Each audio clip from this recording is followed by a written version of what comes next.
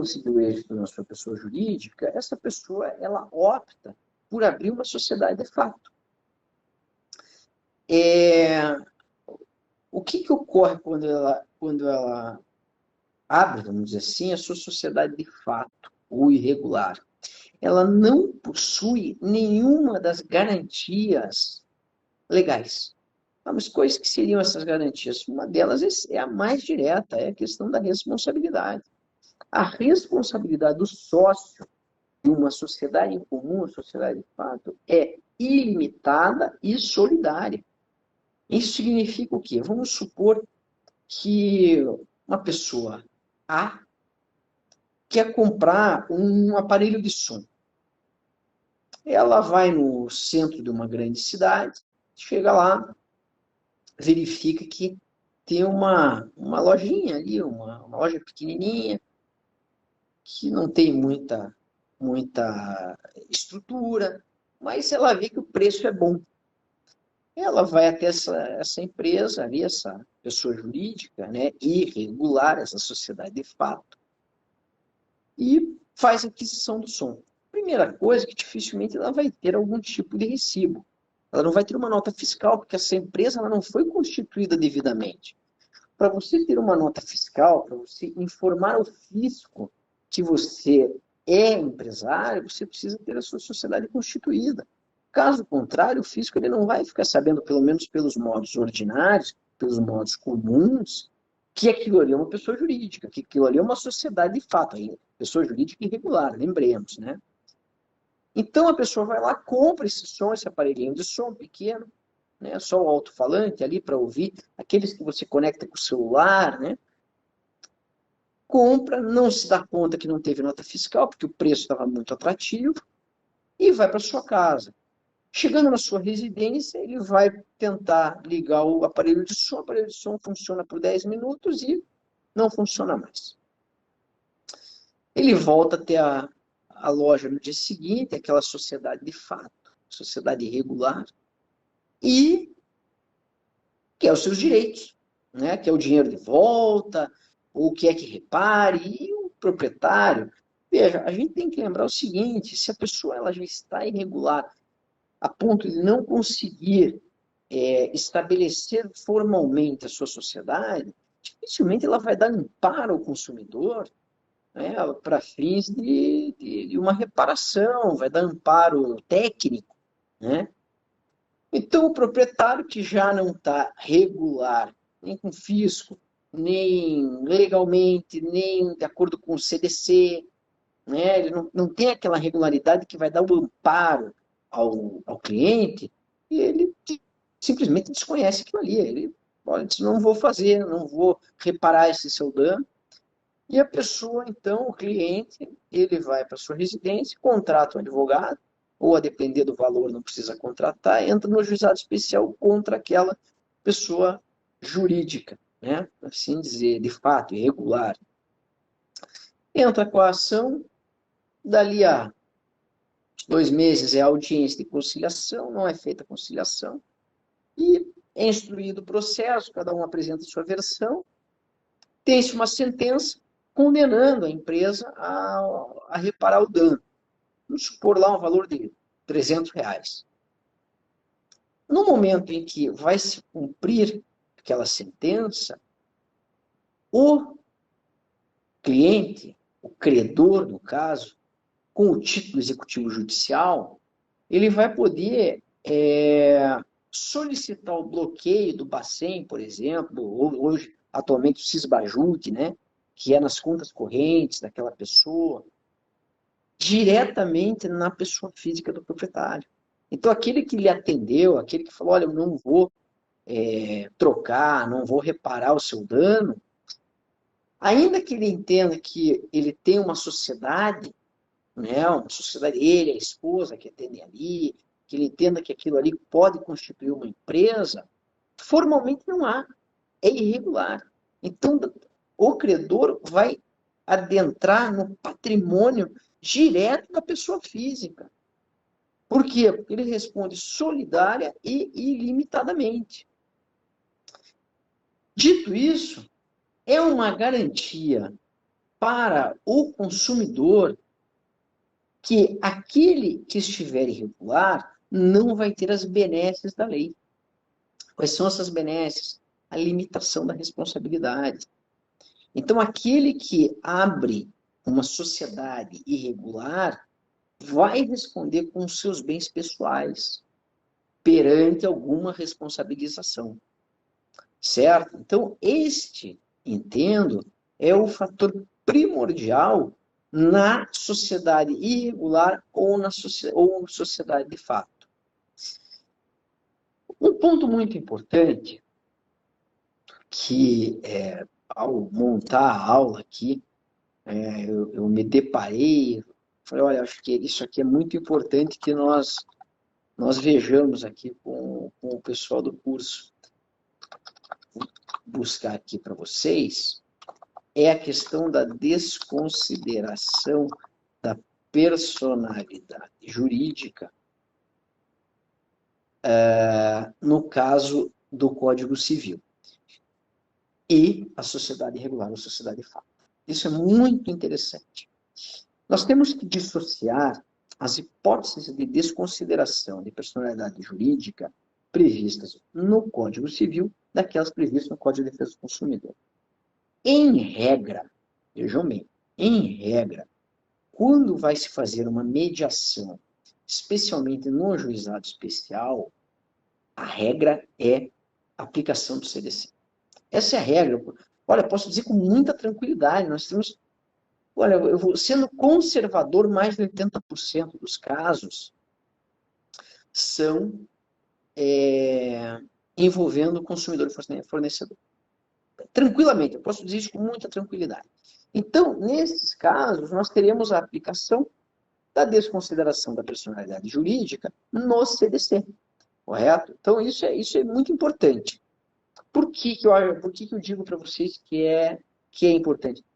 Porque no CDC, e até estou abrindo aqui, o artigo 28 diz: o juiz poderá desconsiderar a personalidade jurídica da sociedade quando, em detrimento do consumidor, houver abuso de direito, excesso de poder, infração da lei, fato ou ato ilícito, violação dos estatutos ou contrato social.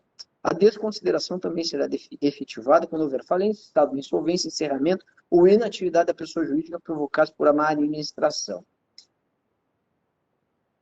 Parágrafo 5º do artigo 28. Também poderá ser desconsiderada a pessoa jurídica sempre que sua personalidade for, de alguma forma, obstáculo ao ressarcimento de prejuízos causados aos consumidores. Bom, nesse tocante, é muito mais simples no CDC, sob a égide do CDC, do Código de Defesa do Consumidor, que seja desconsiderada a personalidade jurídica. Por quê? Porque o artigo 50 do Código Civil, e aqui a gente está passando para os casos que não se amoldam ao CDC, nós não estamos falando aqui de consumidor e fornecedor, relação de consumo. Vamos imaginar uma relação entre duas empresas parelhas, não existe uma relação de hipossuficiência, não há verossimilhança, né, pedida no caso do CDC. Então, nós não temos uma relação de consumo. Quando não há relação de consumo, há simplesmente uma relação jurídica entre duas empresas, por exemplo, aplica-se o artigo 50 do Código Civil. Em caso de abuso da personalidade jurídica, caracterizado pelo desvio de finalidade ou pela confusão patrimonial, o juiz pode, a requerimento da parte do Ministério Público, quando lhe couber intervir no processo, desconsiderá-la para que os efeitos de certas e determinadas relações de obrigações sejam estendidos aos bens particulares de administradores ou de sócios da pessoa jurídica beneficiados direto ou indiretamente pelo abuso. O que ele quer dizer aqui? Qual que é a diferença? Conforme a gente lê no artigo 28 do CDC, ele é muito mais amplo. Ele faz necessário muito menos elementos do que aqui no artigo 50. Veja que no parágrafo 1º ele diz: para os fins do disposto nesse artigo, o desvio de finalidade é a utilização da pessoa jurídica com o propósito de lesar credores. Veja bem, ele requer o propósito de lesar credores. e para a prática de atos ilícitos. Ou seja, não basta. Vamos supor vamos supor a minha avó. Minha avó é uma pessoa que ela borda muito bem. Ela borda muito bem. E a minha avó, ela resolve fazer panos de prato bordados, vamos supor.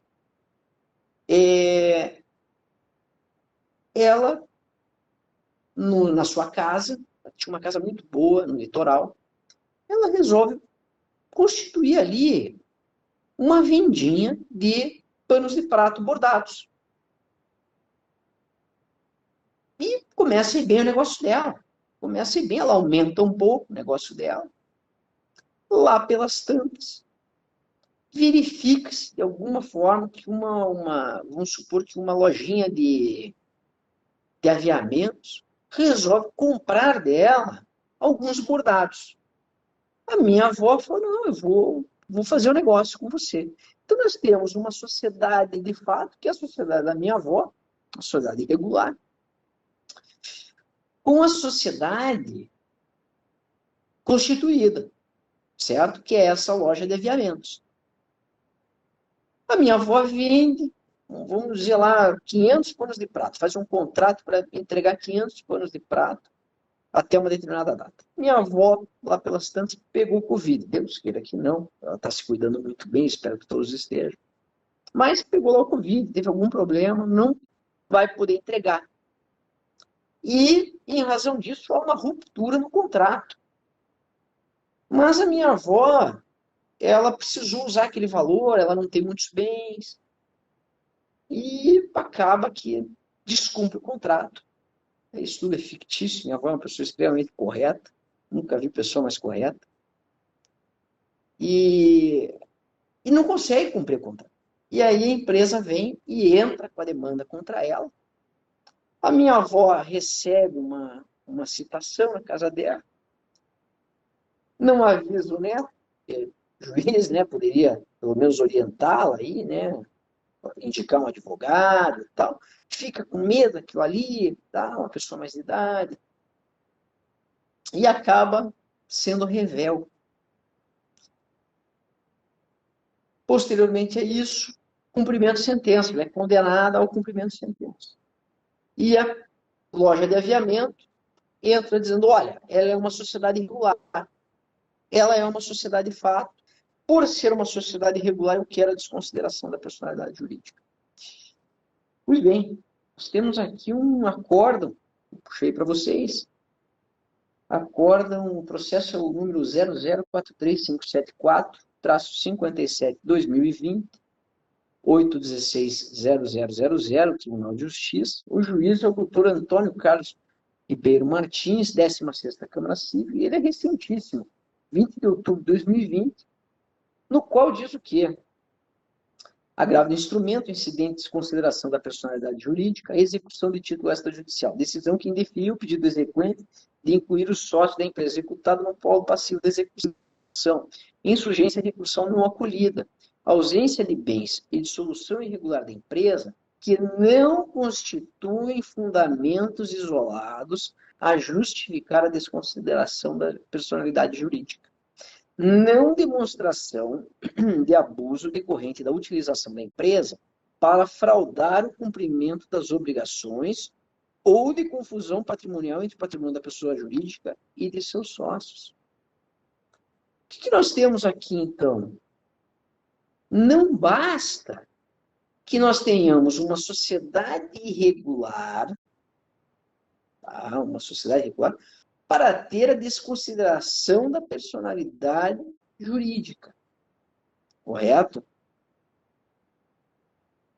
A dissolução irregular da empresa, certo? No caso, dissolução irregular da empresa.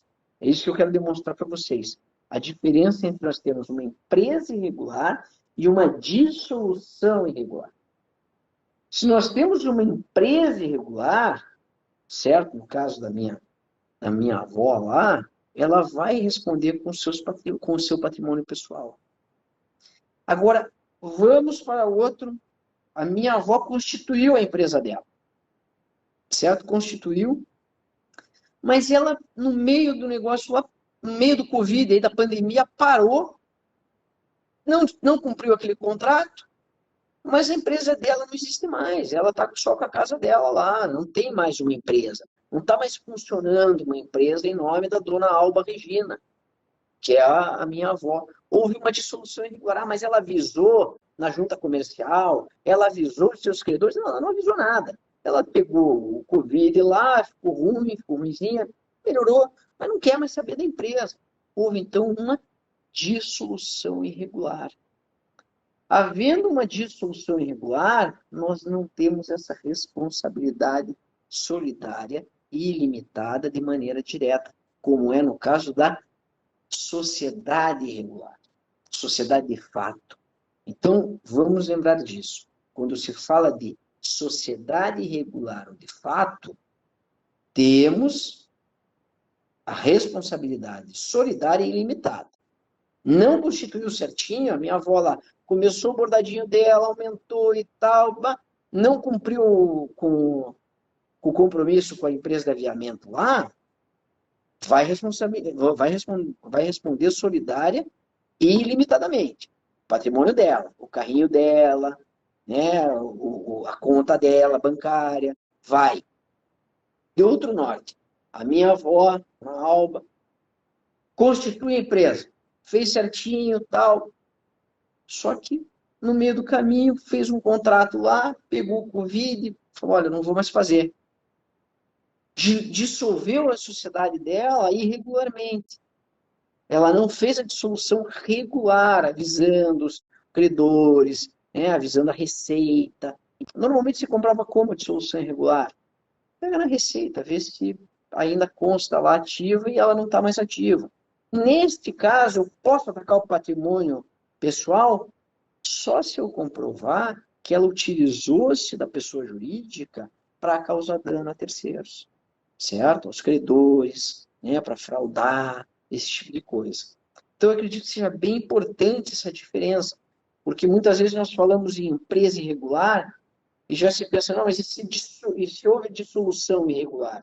Né? A empresa está ok, ela é regular, mas houve a dissolução irregular. A dissolução irregular é diferente de uma empresa irregular. Certo, pessoal? Que vocês estão se preparando aí, né? O curso de mediação empresarial. Vocês têm que ter isso muito, muito bem estabelecido, porque, como eu falei, a mediação, você busca que as partes cheguem a um denominador comum, a um acordo que elas propuseram, né? Nesse sentido, é importante que o mediador esclareça, diante da situação fática, quais as consequências para cada uma das partes, a depender das suas escolhas naquele momento. Por exemplo, uma pessoa, um empresário, que chega na mediação imaginando que está resguardado, né, pela sociedade, pela responsabilidade limitada. O mediador vai ter que orientá-lo no sentido de que, olha, esta sua sociedade aqui é irregular. Ela está irregular. Ela não é formalmente perfeita. Aí ele vai perguntar, mas o que acarreta isso para mim? Eu tenho lá meus bens na empresa, eu tenho meu patrimônio aqui, patrimônio pessoal, mas eu tenho meus bens lá na empresa. Cabe ao mediador dizer, olha, isso aí não é uma verdade, porque a sua empresa irregular, ela consequentemente presume que você vai responder com os seus bens solidário e ilimitadamente. Qual que é a importância disso? Pode haver uma leitura diferente do empresário, daquele que chegou naquele ponto como demandado, por exemplo. Ele vai poder olhar e dizer, opa, pode ser que se eu me fiando nisso aqui, nessa falsa premissa de responsabilidade limitada, que ele achou que ele tinha exclusivamente montando a loja, caia por terra essa premissa. E ele, então, vai propor um acordo, vai aceitar termos que tragam um menor risco para o ataque ao seu patrimônio individual. Correto? Acho que isso é muito importante para quem vai ser, né, o mediador. Certo?